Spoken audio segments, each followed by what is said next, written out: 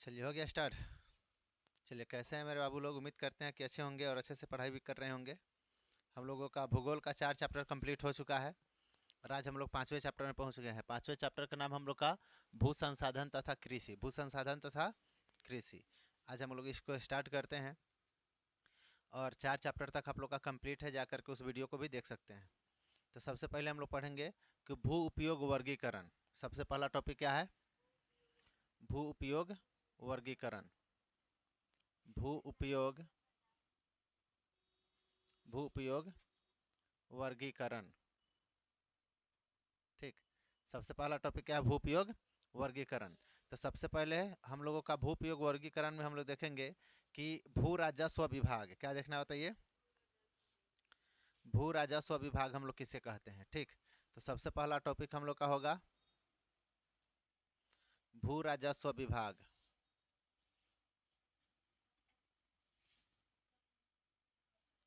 भू राजस्व विभाग समझेंगे कि भू राजस्व विभाग हम लोग किसे कहते हैं।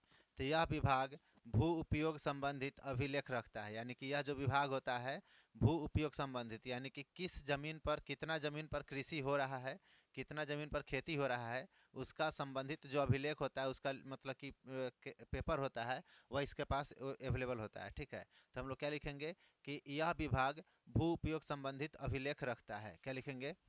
यह विभाग यह विभाग यह विभाग भू उपयोग भू उपयोग भू उपयोग संबंधित भू उपयोग भू उपयोग संबंधित संबंधित भू उपयोग संबंधित अभिलेख भू उपयोग संबंधित अभिलेख हेलो भू उपयोग संबंधित अभिलेख रखता है। अभिलेख रखता है। ठीक है, भू उपयोग संबंधित अभिलेख रखता है। थोड़ा स्टॉप कीजिएगा, स्टॉप कीजिए।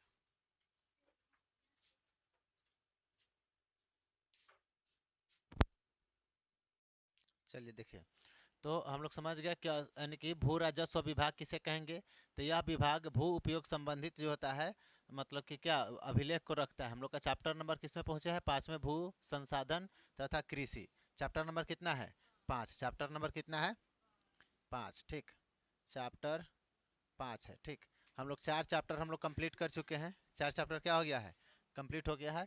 और भूगोल के हम लोग चैप्टर नंबर 5 में पहुंचे हैं। ठीक है, तो देखेंगे भू उपयोग यानी कि संवर्गों का यानी कि योग कुल प्रतिवेदन रिपोर्ट क्षेत्र के बराबर होता है, जो कि भौगोलिक क्षेत्रों से भिन्न है।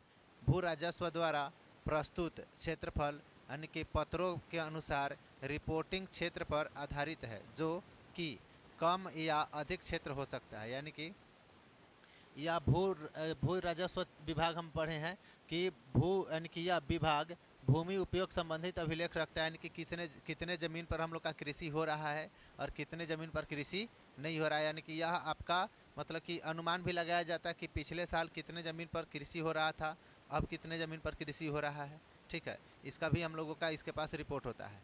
भारतीय सर्वेक्षण विभाग। अब हम लोग का अगला टॉपिक क्या है? अगला टॉपिक भारतीय संरक्षण विभाग। भारतीय संरक्षण भारतीय संरक्षण विभाग। ठीक है, अगला टॉपिक क्या है?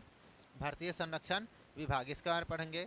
भारत की प्रशासकीय भारत की प्रशासकीय इकाइयों के भौगोलिक क्षेत्र की सही जानकारी देने का दायित्व भारतीय सर्वेक्षण विभाग पर है। यानी कि भारत की प्रशासनिक यानी कि यह दिया गया है भारत की प्रशासकीय इकाइयों के भौगोलिक क्षेत्र की, भौगोलिक जो क्षेत्र होगा प्रशासकीय इकाई की, उसका सही जानकारी देने के लिए जो दायित्व है वह किसके ऊपर है?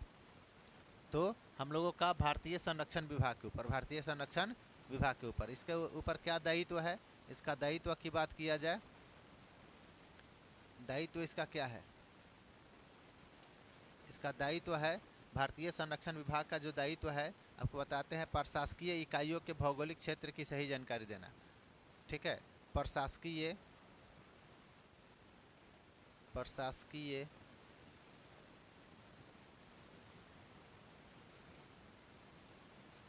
इसका जो हम लोग का दायित्व है क्या है, तो प्रशासकीय इकाइयों के प्रशासकीय इकाइयों इकाइयों के इकाइयों के प्रशासकीय इकाइयों के क्षेत्र की सही जानकारी देना। क्षेत्र की सही जानकारी देना। सही जानकारी देना किसका दायित्व है, तो भारतीय संरक्षण विभाग का। पूछेगा ऑब्जेक्टिव बताइए, प्रशासकीय इकाइयों के क्षेत्र की सही जानकारी देना किसका दायित्व है, तो भारतीय सर्वेक्षण विभाग की। ठीक है, कुल भौगोलिक क्षेत्र भारतीय सर्वेक्षण विभाग के सर्वेक्षण पर आधारित तथा यह अस्थायी है। यह क्या होता है, अस्थायी होता है। ठीक, चलिए आगे आपको बताते हैं भू राजस्व यानी कि अभिलेख द्वारा अपनाया गया भू उपयोग वर्गीकरण निम्न प्रकार के है। ठीक है, यानी कि जो भू राजस्व है, भू राजस्व अभिलेख द्वारा अपनाया गया भू उपयोग वर्गीकरण निम्न प्रकार के है। यानी कि भू राजस्व द्वारा, यहाँ पर पढ़ेंगे भू राजस्व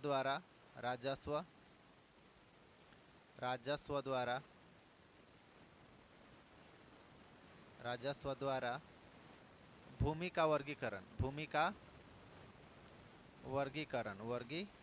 हम लोग पढ़ेंगे। ठीक, यहाँ पर समझेंगे भूमि का क्या वर्गीकरण, यानी कि भूमि को कितने भागों में बांटा गया है। ठीक है, तो सबसे पहले है हम लोग का वन के अधीन क्षेत्र। वन के अधीन क्षेत्र सबसे पहला क्या हो जाएगा, वन के अधीन क्षेत्र। वन के अधीन क्षेत्र। ठीक है, तो देखेंगे वन के अधीन क्षेत्र जो होता है यह कैसा क्षेत्र होता है। देखिए ये क्षेत्र वनों के अधीन होते हैं। सरकार द्वारा वन क्षेत्र का यानी कि सीमांक इस प्रकार किया जाता है जहां वन विकसित हो सकते हैं। यानी कि इसको सरकार क्या कर देगा, इसको सरकार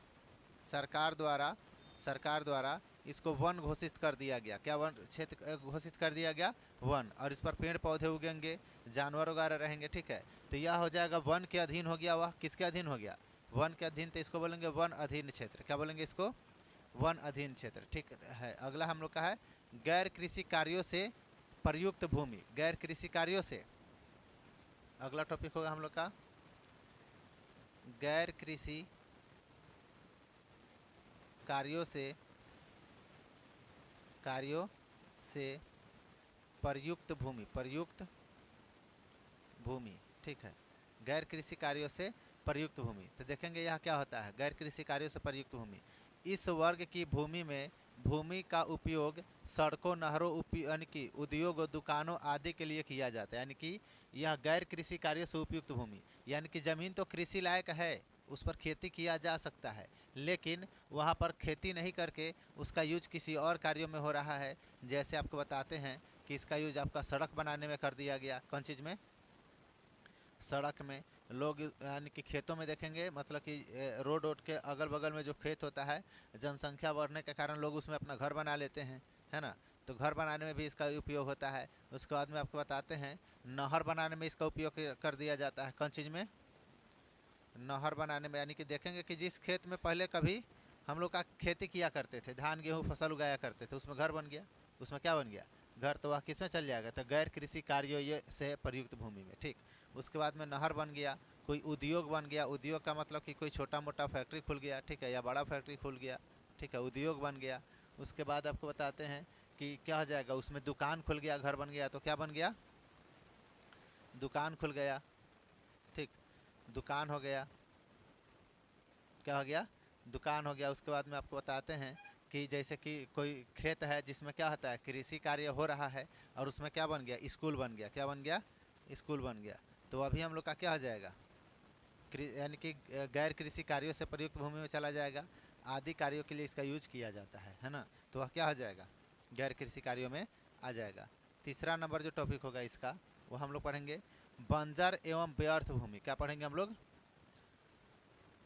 बंजर एवं व्यर्थ भूमि। बंजर एवं व्यर्थ भूमि। ठीक है, बंजर एवं व्यर्थ भूमि। तो देखेंगे बंजर एवं व्यर्थ भूमि क्या होता है, आपको बताते हैं कि वह भूमि जो भौतिक दृष्टि से कृषि योग्य है, जैसे वन, ऊबड़ खाबड़ भूमि एवं पहाड़ी भूमि, रेगिस्तान एवं उत्तरदायी यानी कि खट भूमि आदि। देखिए यानी कि ऐसा भूमि, सुनिए, ऐसा जमीन जो भौतिक दृष्टि से कृषि करने के लायक है, कृषि करने के लायक है, लेकिन उस ज़मीन पर क्या है, जंगल है पूरा, है ना, ऊबड़ खाबड़ है। ऊबड़ खाबड़ ज़मीन पर तो हम लोग का कृषि नहीं हो पाएगा, है कि नहीं। उसके बाद बताते हैं कि पहाड़ी भूमि हो गया। पहाड़ी भूमि का मतलब कि छोटे छोटे जो पहाड़ होते हैं उस पर भी हम लोग खेती नहीं कर पाएंगे, है कि नहीं। उसके बाद में रेगिस्तान हो गया। यह कृषि के दृष्टि से वह उपयोगी है, लेकिन वह उपयोग हम लोग नहीं कर सकते हैं। तो इसमें कौन कौन आ जाएगा बताइए। तो इसको बताते हैं आपको कि इसमें थोड़ा वन वाला क्षेत्र आ जाएगा, जहाँ पर पेड़ पौधा ज़्यादा हो गया, ठीक है, ज़्यादा पेड़ पौधा हो गया लेकिन कृषि करने के लायक है वह। ऊबड़ खाबड़ भूमि हो जाएगा, क्या हो जाएगा, ऊबड़ ऊबड़ खाबड़ भूमि, ऊबड़ खाबड़ भूमि, ठीक है। उसके बाद आपको बता देते हैं ऊबड़ खाबड़ भूमि हो जाएगा। उसके बाद में बताते हैं पहाड़ी भूमि, क्या हो जाएगा, पहाड़ी भूमि, पहाड़ी भूमि, ठीक। उसके बाद में आपको बताते हैं रेगिस्तान, क्या हो जाएगा, रेगिस्तान, हेलो, क्या हो जाएगा, रेगिस्तान हो जाएगा। एवं उपर्दित यानी कि खट भूमि, उपर्दित, उपर्दित खट भूमि,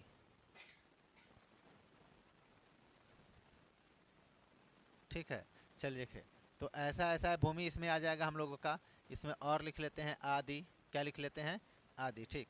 अगला जो हम लोग का होगा चौथा नंबर टॉपिक, कितना नंबर, चौथा नंबर, यह हो जाएगा अस्थाई चारगाह क्षेत्र, क्या हो जाएगा, यह अस्थाई चरगाह क्षेत्र, चरगाह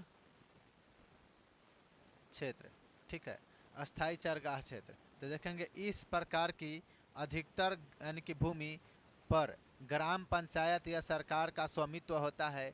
इस भूमि का केवल एक छोटा सा भाग निजी स्वामित्व में होता है, यानी कि समझेंगे कि इसका निजी स्वामित्व में छोटा सा ही भाग होगा, लेकिन बाकी सब हम लोग गांव देहात में जिसको कहते हैं सरकारी ज़मीन, क्या बोलते हैं, सरकारी ज़मीन। तो चारगाह है तो उसमें क्या होता है, उसमें जंगल वगैरह लकड़ी वगैरह उगता है, पेड़ पौधा उगता है, पेड़ पौधा सूख जाता है, देखते हैं कि जिसको मन किया वह काट कर ले गया, है कि नहीं। उसके बाद में चारगाह का मतलब हो गया कि जहाँ पर जानवर वगैरह को चराया जाता है, ठीक है, मतलब कि वह पूरी तरह से सरकारी भूमि है, ठीक है। तो इसके लिखेंगे, तो इसका जो यानी कि पढ़ेंगे कि इसका जो इस प्रकार की भूमि का अधिकतर जो भूमि होता है उस पर ग्राम पंचायत का स्वामित्व होता है, किसका, ग्राम पंचायत या सरकार का, ग्राम पंचायत या ग्राम पंचायत, पंचायत या सरकार का, या सरकार का इस पर स्वामित्व होगा। सरकार का क्या होगा, इस पर स्वामित्व होगा, क्या होगा, स्वामित्व, स्वामित्व होता है। तो उसको क्या बोलेंगे, क्या बोलेंगे उसको, चरगाह क्षेत्र, क्या बोलेंगे उसको, चरगाह क्षेत्र, यानी कि उस पर कुछ है नहीं, उस पर ऐसे ही जानवर वगैरह चल रहा है, ठीक है। चलिए देखिए अगला पढ़ेंगे हम लोग कृषि योग्य व्यर्थ भूमि, क्या पढ़ेंगे, कृषि योग्य व्यर्थ भूमि, ठीक। अगला टॉपिक हम लोग का हो जाएगा 5 नंबर, क्या आ जाएगा, कृषि योग्य व्यर्थ भूमि, व्यर्थ भूमि, ठीक, कृषि योग्य व्यर्थ भूमि। तो यह क्या आ जाता है, देखेंगे वह भूमि, यानी कि यह वह भूमि है जो पिछले 5 वर्षों या उससे अधिक समय तक यानी कि व्यर्थ पड़ी है। इस भूमि को कृषि तकनीक के जरिए कृषि क्षेत्र योग्य बनाया जा सकता है, यानी कि यह लगभग आपको समझिए कि 5 वर्षों से या उससे अधिक समय से, उससे अधिक समय से यह इसी तरह से खाली है, ठीक है। 5 वर्षों से पढ़ेंगे, 5 वर्ष, 5 वर्ष या उससे, उससे अधिक, अधिक समय से, समय से, उससे अधिक समय से व्यर्थ पड़ी हो, क्या पड़ी हो, व्यर्थ पड़ी हो, यानी कि इस पर खेती नहीं किया जा रहा है, इस पर खेती नहीं किया जाता है, लेकिन इसको तकनीक के जरिए, ध्यान समझिए, तकनीक के जरिए, इसको तकनीक के जरिए, तकनीक, तकनीक से लिख लेते हैं, तकनीक से कृषि योग्य बना सकते हैं। किसके योग्य बना जा सकते हैं? कृषि योग्य बनाया जा सकता है, बनाया जा सकता है।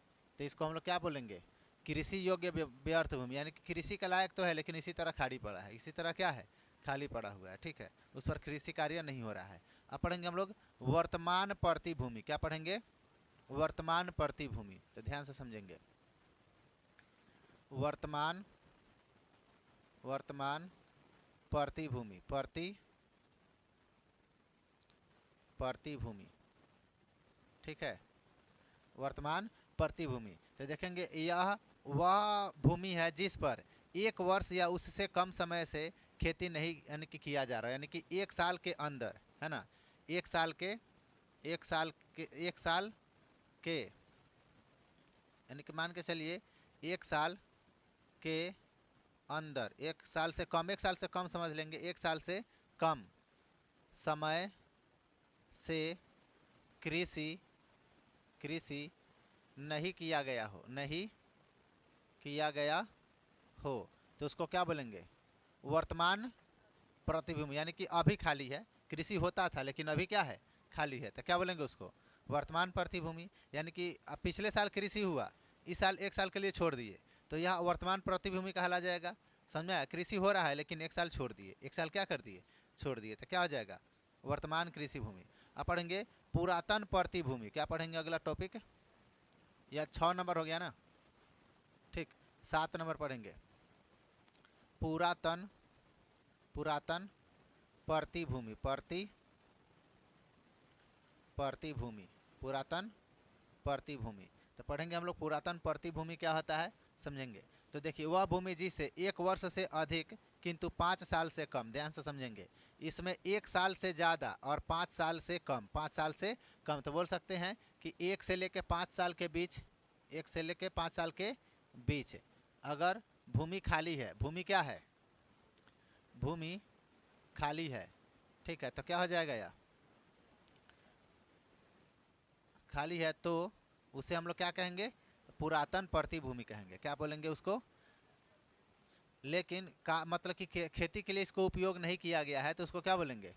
इसके बीच 5 साल तक, 1 साल से लेकर 5 साल तक उसको खेती किए ही नहीं है, उस पर खेती कर सकते हैं, उस पर खेती होता था, ठीक है, मान के चलिए इस साल खेती किए, इस साल खेती किए, ठीक है, चाहे पिछले साल खेती किए, 2024 में खेती किए, 25 में छोड़ दिए, 25 से लेकर 5 साल तक वह खाली रहा, तो क्या कहलाएगा? पुरातन प्रतिभूमि। क्या कहलाएगा? पुरातन प्रतिभूमि, ठीक है। चलिए देखिए, तो यह हमने कि 1 साल से लेकर 5 साल के भीतर रहेगा तो उसको क्या बोलेंगे? पुरातन। 1 साल से कम रहेगा तो वर्तमान प्रति, और 5 साल से अगर ज़्यादा चला गया तो क्या हो जाएगा? कृषि योग्य प्रतिभूमि। अब ध्यान समझिए, 3 प्रकार के हो गया हम लोग का, यह ऑब्जेक्टिव में खूब पूछेगा। बताइए 1 साल से लेकर 5 साल के बीच जो भूमि प्रति हो, जो भूमि क्या हो? प्रति हो, या कृषि नहीं किया गया हो, 1 साल से लेकर 5 साल के बीच जिस भूमि पर कृषि नहीं किया गया हो, उस भूमि को हम लोग क्या कहेंगे? तो पुरातन प्रतिभूमि। जिस भूमि पर 1 साल तक कृषि नहीं किया गया हो, उसको क्या बोलेंगे? वर्तमान प्रतिभूमि। जिस भूमि पर 5 साल से अधिक वर्षों से कृषि नहीं किया गया हो, उसको क्या बोलेंगे? तो कृषि योग्य व्यर्थ भूमि, कृषि योग्य व्यर्थ भूमि, ठीक। चलिए देखिए, इतना क्लियर है। चलिए अब हम लोग आते हैं अगले टॉपिक में कि अगला टॉपिक हम लोग का है क्या।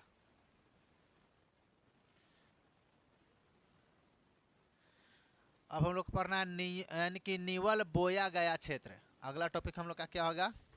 इसका क्या नंबर टॉपिक? 8 नंबर। क्या लिखेंगे? निवल बोया गया क्षेत्र, बोया गया क्षेत्र, ठीक है। तो निवल बोया गया क्षेत्र समझेंगे क्या होता है। तो लिखेंगे वह भूमि जिस पर फसलें उगाई एवं काटी जाती है वह निवल बोया गया क्षेत्र कहेंगे। यानी कि समझिएगा, इसको सीधा बोलेंगे जिस पर कृषि हो रहा हो। क्या हो रहा हो? कृषि हो रहा हो, उसको क्या बोलेंगे? उसे निवल यानी कि बोया गया क्षेत्र कहेंगे। यानी कि यह भी वही कह रहा है कि वह भूमि जिस पर फसलें उगाई एवं काटी जाती है उसे निवल बोया गया क्षेत्र कहेंगे। अरे फसल जिस पर उगेगा उसको काटेंगे फिर बोएंगे, है कि नहीं? तो क्या बोलेंगे उसको? निवल बोया गया क्षेत्र, ठीक है। अगला हम लोग का जो टॉपिक होगा वह होगा विविध तरु फसलों एवं उपवनों के अंतर्गत क्षेत्र। अगला टॉपिक कितना नंबर होगा? तो 9 नंबर होगा। कितना नंबर होगा?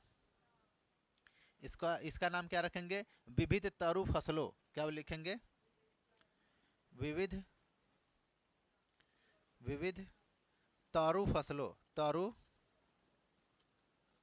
विविध तरु फसलों, विविध तरु फसलों एवं उपवनों के अंतर्गत क्षेत्र, एवं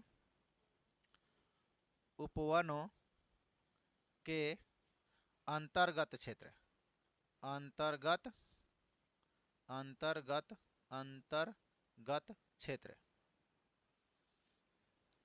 अंतर्गत क्षेत्र। ठीक, तो इसको हम लोग किसे कहेंगे? यह क्या होता है देख समझेंगे।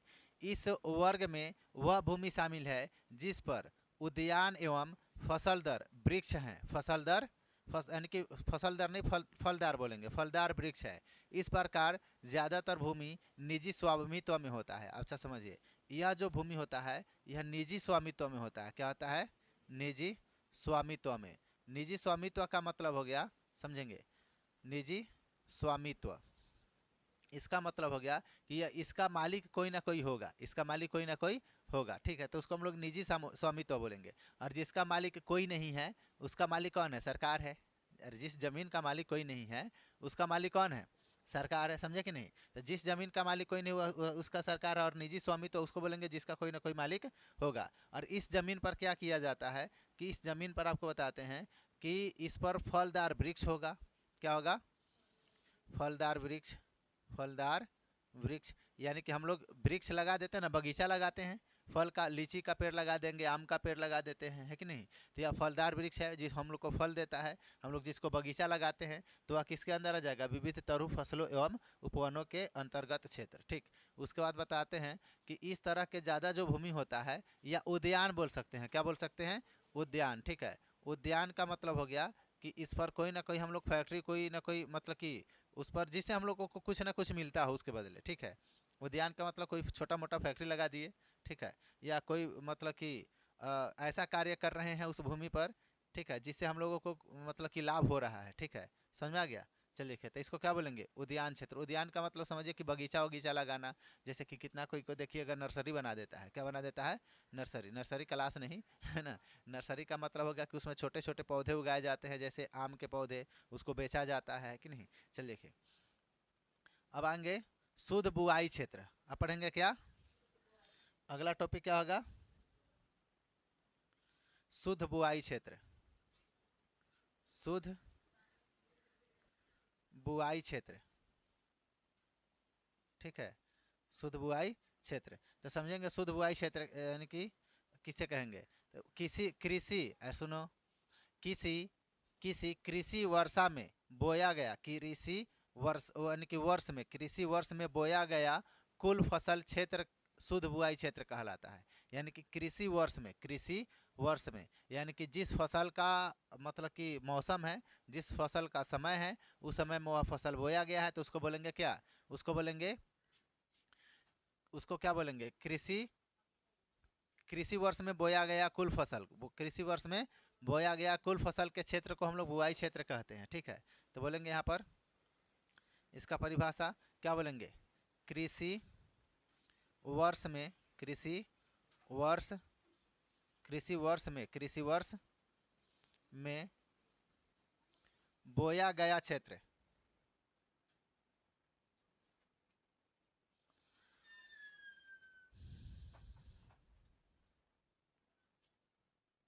लाइट गया और ओपन कीजिए, और ठीक है,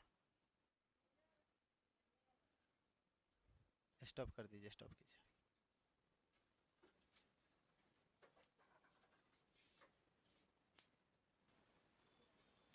चलिए सुनिए, तो शुद्ध बुआई क्षेत्र यानी कि कृषि वर्ष में बोया गया कृषि वर्ष में बोया गया कुल फसल, है ना। कृषि वर्ष में बोया गया, क्या लिखेंगे? कुल फसल, कुल फसल, कुल फसल, कुल फसल क्षेत्र क्या कहलाएगा? कुल फसल क्षेत्र हम लोग का क्या कहलाता है? तो हम लोग बोलेंगे यानी कि शुद्ध बुआई क्षेत्र कहलाता है। क्या कहलाता है?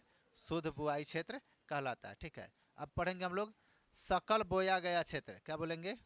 सकल बोया गया क्षेत्र। ठीक है, यह नीचे दिखेगा क्या? हेलो, ये वाला, चलिए लिखिए, चलिए समझिए। यहाँ पर लिखेंगे सकल बोया गया क्षेत्र, क्या लिखेंगे? सकल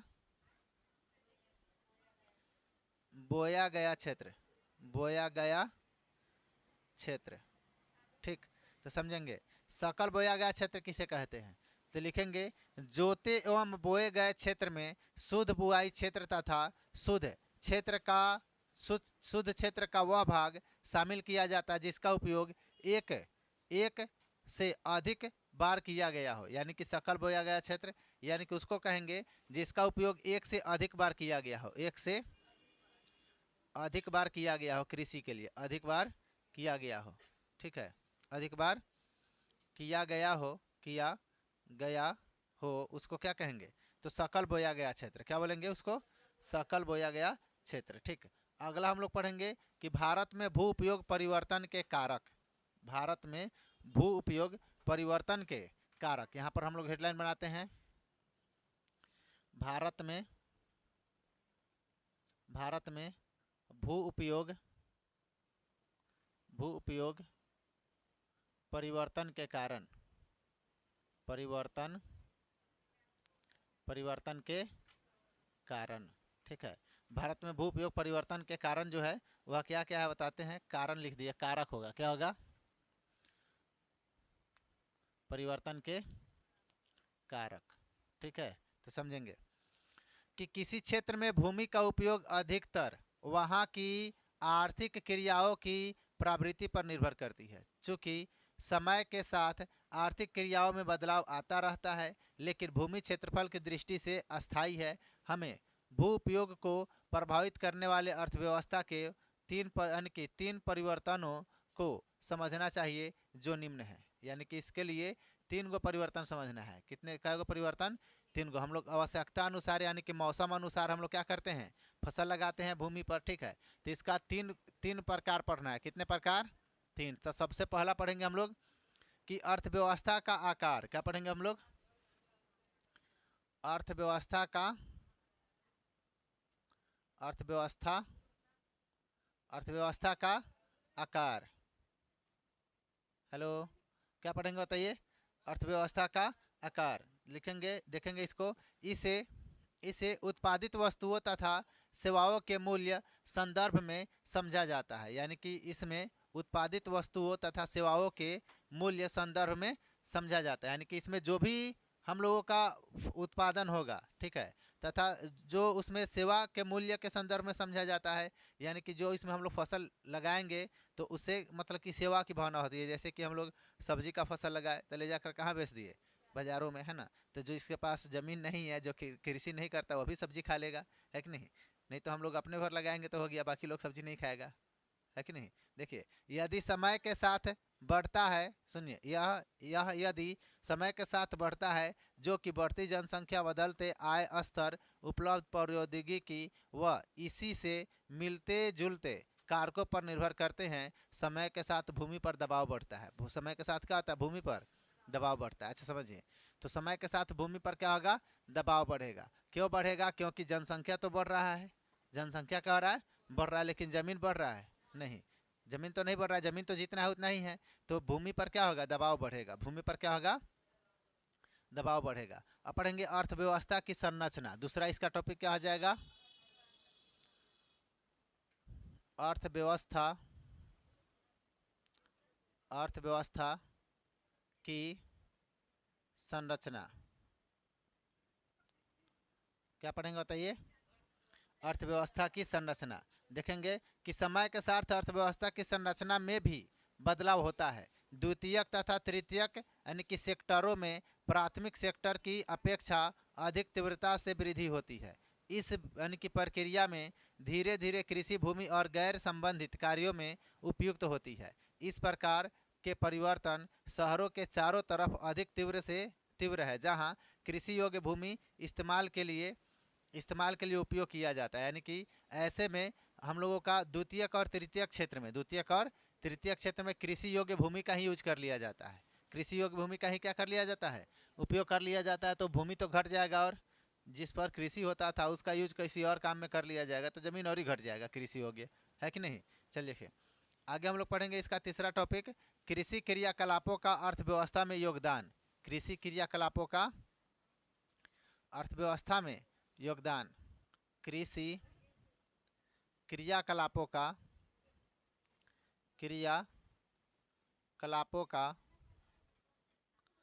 अर्थव्यवस्था में योगदान। हेलो, कृषि क्रियाकलापों का अर्थव्यवस्था में योगदान। देखिए, प्रायः विकासशील देशों में कृषि पर निर्भर व्यक्तियों का अनुपात अपेक्षाकृत धीरे धीरे घटता है, जबकि कृषि का सकल घरेलू उत्पाद योगदान तीव्रता में कम होता है। तीव्रता में क्या होता है? कम होता है। यानी कि क्या होता है कि प्रायः यानी कि विकासशील देशों में कृषि पर निर्भर व्यक्तियों का अनुपात अपेक्षाकृत धीरे धीरे घटता है। यानी कि जितना देश विकास करेगा तो लोग जो कृषि पर निर्भर थे, कृषि से अपना अब मतलब कि कृषि के दर में वह घटते जाएगा, कृषि क्या होने लगेगा, वह छोड़ना शुरू करेगा। अगर विकसित होगा, जैसे कि मान के चलिए कि किसी के पास 5 कट्ठा खेत है, लेकिन उसके घर में मतलब कि लोगों के उसी से उसका जीविका चलता है। अगर किसी एक का जॉब हुआ, कोई आगे मतलब कि उसमें से एक कोई निकला, तो वह कृषि योग्य भूमि को क्या कर देगा, छोड़ देगा या किसी को दे देगा। मतलब कि गांव में जो होता है ना, पैसे वैसे लेकर के या जैसे भी हो उसको छोड़ देगा, ठीक है। तो उसका तीव्रता में यानी कि कमी होने लगेगा। लोग कृषि से मतलब कि क्या हो जाएगा, कृषि में देखिए अगर किसी भी फील्ड में अगर फ़ायदा होगा किसान को, जैसे कि मान के चलिए कि आप ही खेती कर रहे हैं, अगर उसमें फ़ायदा होगा तो करेंगे, नहीं होगा तो क्या करेंगे, हम लोग चाहेंगे कि उसको छोड़ दे, उसको क्या कर दे, छोड़ दे, ठीक है। तो धीरे धीरे उसमें क्या होने लगेगा, घटने लगेगा। वह जनसंख्या जो कृषि सेक्टर पर निर्भर करती यानी कि होती है, प्रतिदिन बढ़ती ही जाती है। अर्थात समझिए, अब कृषि योग्य भूमि तो धीरे धीरे घटते जा रहा है और जनसंख्या धीरे धीरे क्या होते जा रहा है, बढ़ते जा रहा है। तो इसके लिए हम लोगों का देखिए, अगर जनसंख्या तेज़ी से इसी तरह बढ़ते रहेगा तो हम लोग का 2-3 चीज़ों पर प्रभाव पड़ेगा। सबसे पहले कि कृषि योग्य भूमि कम हो जाएगा, क्योंकि लोगों को रहने के लिए घर चाहिए। तो जिस ज़मीन पर हम लोग खेती करते थे उस पर घर बन जाएगा, उस पर क्या बन जाएगा, घर बन जाएगा। एक तो कृषि कम हो गया, दूसरा जनसंख्या बढ़ गया तो महंगाई भी बढ़ेगा, है कि नहीं। क्या बढ़ेगा, महंगाई भी बढ़ेगा, ठीक है। अब पढ़ेंगे साझा संपत्ति यानी कि संपत्ति संसाधन। साझा संपत्ति संसाधन हम लोग को पढ़ना है। अगला टॉपिक क्या पढ़ना बताइए, साझा संपत्ति संसाधन।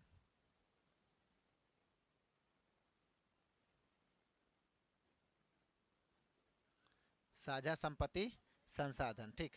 यहाँ पर समझना है कि साझा संपत्ति संसाधनों को सामुदायिक प्राकृतिक संसाधन भी कहा जाता है। क्या कहा जाता है इसको, सामुदायिक प्राकृतिक संसाधन। साझा संपत्ति संसाधन को हम लोग क्या बोलते हैं बताइए, सामुदायिक प्राकृतिक संसाधन। प्राकृतिक संसाधन, ठीक है।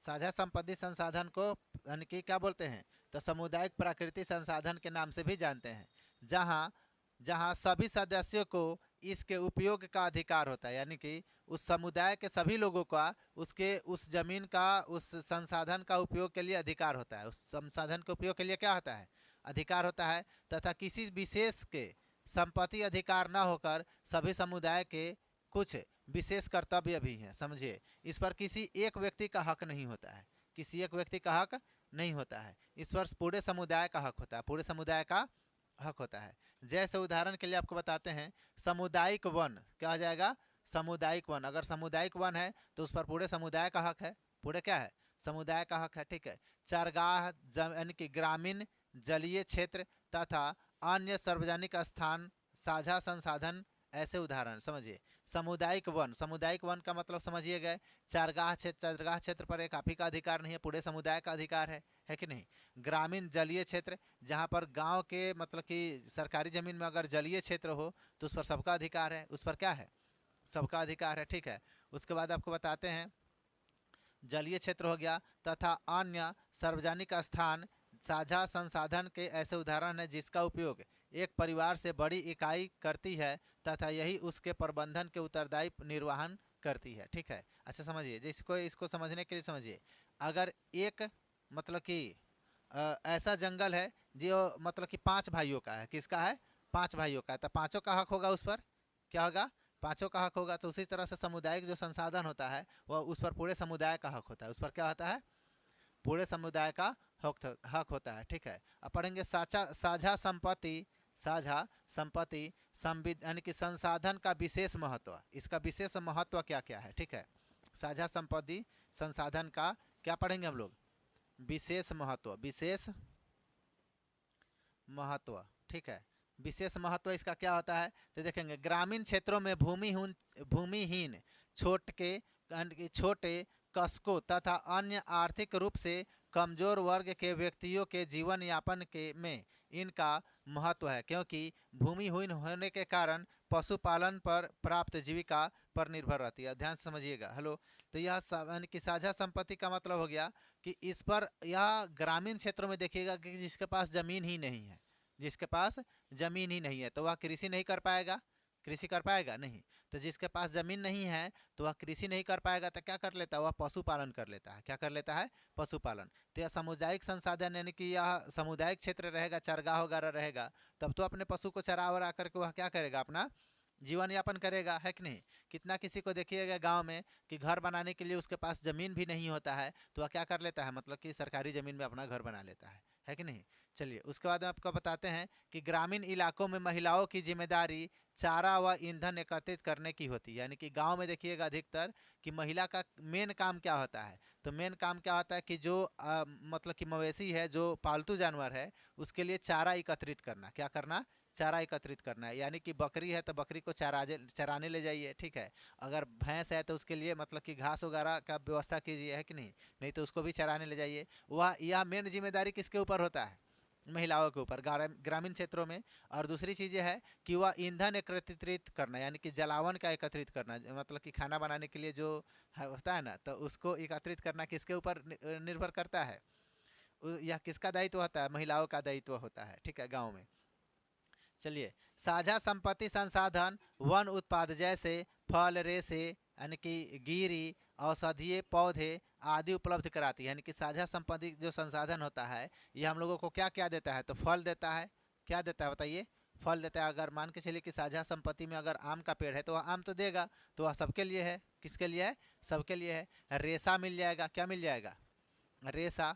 ठीक है, रेशा हम लोगों को उपलब्ध कराता है। ठीक, उसके बाद आपको बताते हैं कि औषधीय पौधे मिल जाता है। क्या मिल जाता है बताइए? औषधीय औषधीय पौधा, औषधीय पौधा हम लोगों का मिल जाता है इससे, है ना? चलिए लिखिए, अब पढ़ेंगे हम लोग साझा संपत्ति संसाधन की प्रमुख विशेषताएं। ठीक है, इसका क्या पढ़ना हम लोग? विशेषता पढ़ेंगे। क्या पढ़ेंगे? विशेष महत्व पढ़ लिए। अब हम लोग पढ़ने वाले इसका विशेषता। क्या पढ़ेंगे बताइए? विशेषता पढ़ेंगे। ठीक है, कि इसका क्या विशेषता है। तो विशेषता के बारे में हम लोग देखेंगे। देखिए, पशुओं के लिए चारा, घरेलू उपयोग हेतु ईंधन, लकड़ी तथा साथ ही अन्य वन उत्पाद जैसे फल, रेशा, गिरी, औषधीय पौधा आदि साझा संपत्ति संसाधन से आते हैं। जैसे कि समझिए, साझा संपत्ति संसाधन से हम लोग का क्या आ जाएगा? ईंधन आ जाएगा, लकड़ी आ जाएगा। यानी कि देखिएगा उसमें लकड़ी, अगर पेड़ और सूख गया है तो वहाँ से भी लोग ले आ लेते हैं। ठीक है, साथ ही वन्य यानी कि अन्य वन उत्पाद, यानी कि अन्य वन्य उत्पाद जैसे कि हम लोगों का फल मिल जाएगा, रेशा मिल जाता है, गिरी औषधीय पौधा मिल जाता है। ठीक है, साझा संपत्ति संसाधन से यह सभी चीज़ें हम लोगों को आ जाता है, मिल जाता है। रेशा यानी कि देखेंगे उसका रस्सी वगैरह बनाया जाता है। क्या बनाया जाता है? रस्सी बनाया जाता है। समझे कि नहीं? नहीं बन समझे? अरे हाँ, कपास हो गया, यह सभी चीज़ें, मतलब कि उसमें उसमें कोई भी पौधा अगर उगा है तो उसको कोई मतलब कि हटाने थोड़ी जाएगा, उसी में रहेगा, जिसको ज़रूरत है काट के ले आएगा, है कि नहीं? चलिए देखिए, आपको बताते हैं, आर्थिक रूप से कमजोर वर्ग व्यक्तियों के लिए जीवन यापन में इन भूमियों का विशेष महत्व होता है, क्योंकि ये अधिकतर भूमिहीन के कारण पशुपालन से प्राप्त आजीविका पर निर्भर होता है। देखिए, यह उसके लिए सबसे ज़्यादा मतलब कि उपयोगी होता है जो भूमिहीन है। क्या है? भूमिहीन है। भूमिहीन व्यक्तियों के लिए यह जो होता है, मतलब कि पशुपालन करते हैं वो लोग और इसमें चरगाह में अपना चरा लेते हैं। ठीक है, उसके बाद में क्या करते हैं कि उसके ऊपर अपना जीवन यापन करते हैं। महिलाओं के लिए भी इसका विशेष महत्व है, क्योंकि ग्रामीण इलाकों में चारा व ईंधन लकड़ियों को एकत्रित करना, यानी कि एकत्रितकरण की जिम्मेदारी उन्हीं के ऊपर होती है। यानी कि महिलाओं के लिए सबसे ज़्यादा उपयोगी होता है, क्योंकि वह बकरी चराने जाती है, ठीक है। महिला मतलब कि पशुओं के लिए चारा लाती है, ठीक है, लकड़ी लाती है ईंधन के लिए, तो उसके लिए भी क्या है, बहुत ज़्यादा महत्वपूर्ण है यह, ठीक है। सामुदायिक वन, चारगाह यानी कि ग्रामीण जलीय क्षेत्र तथा अन्य सार्वजनिक स्थान समझा, यानी कि साझा संपत्ति संसाधन के उदाहरण है। यानी कि अगर मान के चलिए कोई सामुदायिक कोई चीज़ बनाना हो तो उसमें बना दिया जाता है, जैसे कि सरकारी स्कूल बन जाता है उसमें, है ना, पंचायत भवन बन जाता है, समझे कि नहीं, आंगनबाड़ी बन जाता है, भले उसमें पढ़ाई नहीं हो अलग की बात है, ठीक है, लेकिन बनता है उसी सब जमीन में है कि नहीं। चल देखिए अगला हम लोग देखते हैं।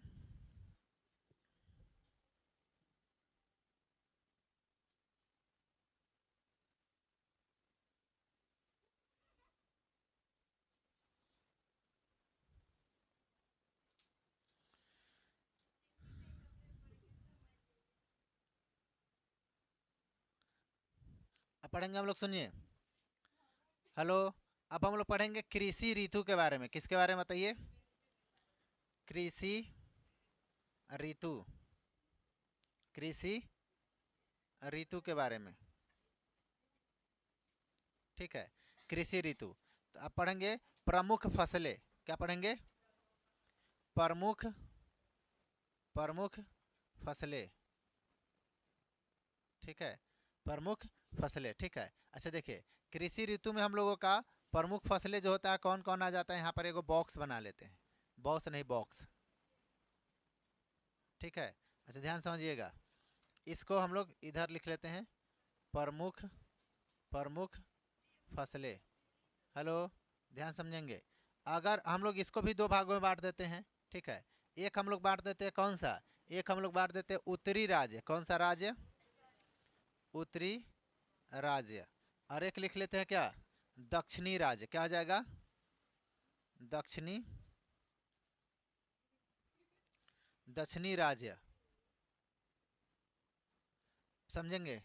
हेलो, एक हो जाएगा उत्तरी राज्य और दूसरा क्या हो जाएगा, दक्षिणी राज्य, ठीक है। अच्छा देखिए, कृषि ऋतु, यहाँ पर जो होता है हम लोगों का सबसे पहले हम लोग पढ़ेंगे खरीफ फसल। कौन सा फसल? खरीफ खरीफ फसल, ठीक है, खरीफ फसल। यह खरीफ फसल जो होता है कब से कब तक होता है, तो जून से लेकर कहाँ तक, तो सितंबर तक। कहाँ तक? सितंबर तक। इस जून से लेकर सितंबर तक के बीच में जो फसल होगा उसको क्या बोलते हैं हम लोग? खरीफ फसल। कौन सा फसल? खरीफ फसल। उत्तरी भारत में, उत्तरी भारत में इसका मतलब क्या होगा, उत्तरी भारत राज्य लिखना है ना, उत्तरी भारत राज्य, ठीक। और यहाँ पर क्या लिख लेंगे, दक्षिणी भारत राज्य अपना लिख लेंगे, ठीक है। तो देखिए इसमें क्या क्या फसल होता है, तो आपको बताते हैं। उत्तरी भारत राज्य में इसमें हो जाएगा चावल। क्या हो जाएगा? चावल। चावल का खेती हम लोगों का इसी मौसम में होता है, ठीक है। किस में? खरीफ फसल में हम लोग का चावल आ जाएगा कब? जून से लेकर सितंबर तक, जून से लेकर सितंबर तक, ठीक है। तो जून में हम लोग जैसे कि अब हम लोग का धान का बीज उज गिरेगा, ठीक है, हम लोगों का उसका पौधा लगाएंगे और हम लोग मतलब कि सितंबर के बाद में उसका मतलब कि काटना शुरू हो जाता है कि नहीं।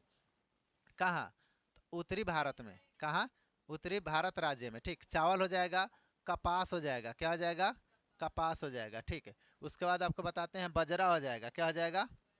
बजरा, ठीक। क्या हो जाएगा? बजरा। मक्का हो जाएगा, ठीक है, मक्का हो जाएगा।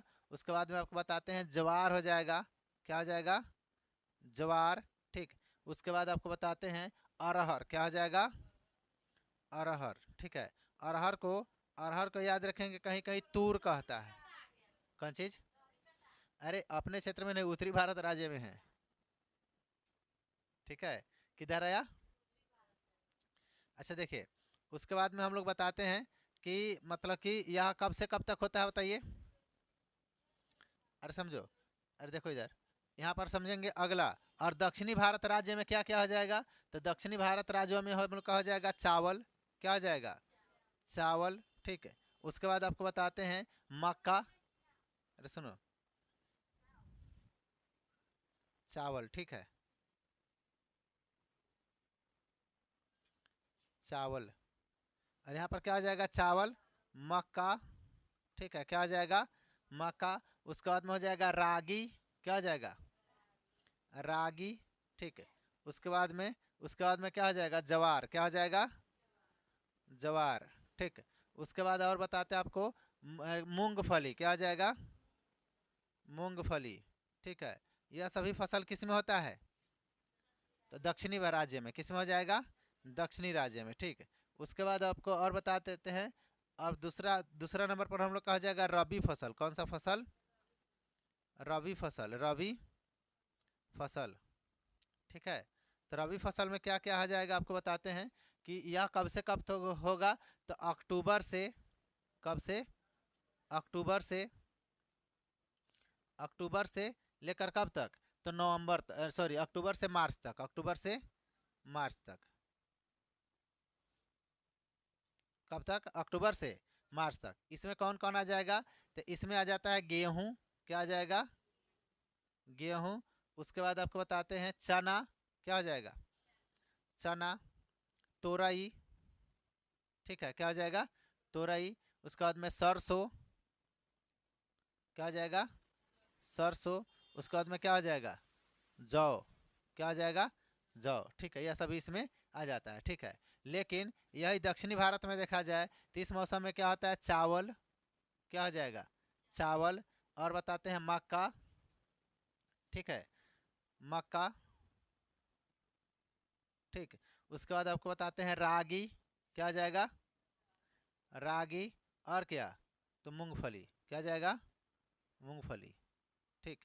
यह सभी फसल किस में हो जाता है, दक्षिणी में, किस में हो जाएगा, दक्षिणी में, ठीक है। उसके बाद में आ जाइए जायद फसल। कौन सा फसल, नीचे तो नहीं दिखेगा, नहीं दिखेगा ना, अच्छा देखिए यहाँ तक दिख रहा है, देखिए, देखिए यहाँ पर लिख देंगे जायद फसल, जायद फसल, ठीक है। तो जायद फसल यह कब से कब तक होता है, तो आपको बताते हैं अप्रैल से जून तक, अप्रैल से, अप्रैल से कहाँ तक, तो जून तक, कहाँ तक, जून तक, ठीक है। तो इसमें क्या क्या आ जाएगा आपको बनाते हैं, बताते हैं वनस्पति, ठीक है, क्या आ जाएगा, वनस्पति, वनस्पति, ठीक है। उसके बाद में सब्जी, क्या हो जाएगा, सब्जी की खेती होता है। उसके बाद आपको बताते हैं सब्जी, और हो जाएगा फल, चारा, फसलें इत्यादि, फल भी हो जाएगा इसमें, क्या हो जाएगा, फल, बहुत सारा इसमें भी आ जाता है, फल, चारा हो जाएगा, ठीक है, चारा, फसलें भी हो जाएगा। अब देखिए इसमें क्या हो जाएगा, सुनिए, इसमें क्या आ जाएगा, तो इसमें हो जाएगा चावल, क्या हो जाएगा, चावल। उसके बाद में हम लोग सब्जियाँ, क्या हो जाएगा, सब्जी बोल सकते हैं, सब्जियाँ, ठीक है। उसके बाद में चारा फसल, क्या आ जाएगा, चारा फसल, ठीक है, इसमें हो जाता है। इसका मतलब कि इसमें सालों भर चावल होता है, दक्षिणी राज्य में क्या होता है, सालों भर चावल की खेती हो सकता है कि नहीं। चलिए देखिए, अब पढ़ेंगे अगला टॉपिक हम लोग का भूमि बचत के बारे में। कौन चीज़, भूमि बचत प्रौद्योगिकी। आप लोग इसको नोट कीजिए, फिर इसके आगे हम लोग चलते हैं, उसको नोट कीजिए पहले।